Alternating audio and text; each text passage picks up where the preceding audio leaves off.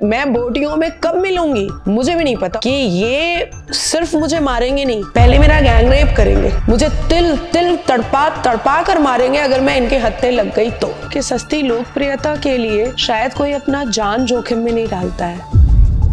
क्या हम समझे नाजिया है क्या? नाजिया भारत की पुत्री है और भारत में जन्म हुई है और दफन भी भारत में ही होगी। ये मेरा दुर्भाग्य है कि मैं मुस्लिम समुदाय में पैदा हुई हूँ। बचपन कैसा था आपका? बहुत ही फन लविंग, बहुत ही खूबसूरत। कि आप जैसे शब्दों का इस्तेमाल करती हैं या जितना खुलकर बोलती हैं जी, कहीं ये सस्ती लोकप्रियता का एक जरिया तो नहीं है? कि सस्ती लोकप्रियता के लिए शायद कोई अपना जान जोखिम में नहीं डालता है।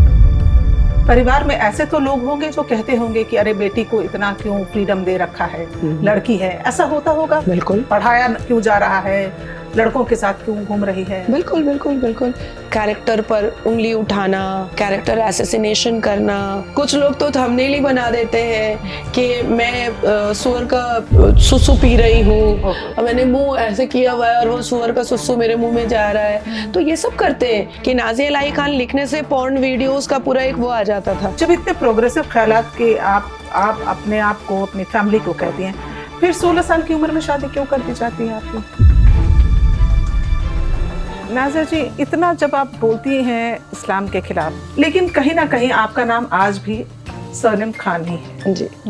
फिर आप शिवलिंग की पिक्चर डालती हैं ट्विटर पर और ईद विश करती हैं। सबसे पहले श्वेता जी मैं बताऊं कि मैं इस्लाम के खिलाफ बिल्कुल नहीं। अगर मैं इस्लाम के खिलाफ होती तो क्या मैं इंस्टेंट ट्रिपल तलाक से मुस्लिम बेटियों को बचाती? मैं तो सोचती मर रही है मरे। अब मुसलमान अजमेर शरीफ में नंगा नाच करेंगे, रेप करेंगे, न्यूड फोटो करेंगे, मैं बोलूंगी ना। इसका मतलब महिलाएं आपके साथ है, पुरुष आपके साथ नहीं है, मुसलमान मर्द आपके साथ। तो मतलब मेरा सर तन से कब जुदा करेंगे मुझे भी नहीं पता। मैं बोटियों में कब मिलूंगी मुझे भी नहीं पता। और मैं एक चीज बहुत अच्छे से जानती हूँ कि ये सिर्फ मुझे मारेंगे नहीं, पहले मेरा गैंग रेप करेंगे, कम से कम 2-4 महीना मुझे तिल तिल तड़पा कर मारेंगे अगर मैं इनके हत्थे लग गई तो। बीजेपी में आप अपने आप को कहाँ देखती हैं? कितनी जगह आपको मिल पाई है?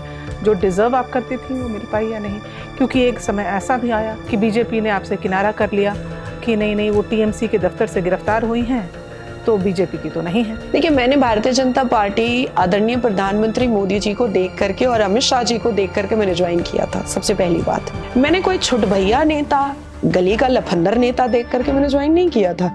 ब्याह कब करोगी वो सवाल लोग पूछते हैं, वो ना पूछकर अगर ये पूछे कि राज्यसभा में कब जाओगे इसका मतलब अंदर कहीं दबी हुई चाहत तो है। नहीं, मैं यूनाइटेड नेशन में भारत को रिप्रेजेंट करना चाहती हूँ। टू बी वेरी फ्रैंक, दीदी का जलवा फिर से बरकरार रहेगा क्या? क्योंकि दीदी तो बहुत पावरफुल है बंगाल में। जाहिर सी बात है कि उनका मोर देन 40% लुंगी छाप वोट है फिक्स, तो ऐसे लोग तो पावरफुल रहेंगे ही। कैसे आप देखती हैं भाजपा जब ध्रुवीकरण की राजनीति करती है? नहीं श्वेता जी, भाजपा कभी ध्रुवीकरण की राजनीति की नहीं है। इस्लाम आपके लिए क्या है? मिथ।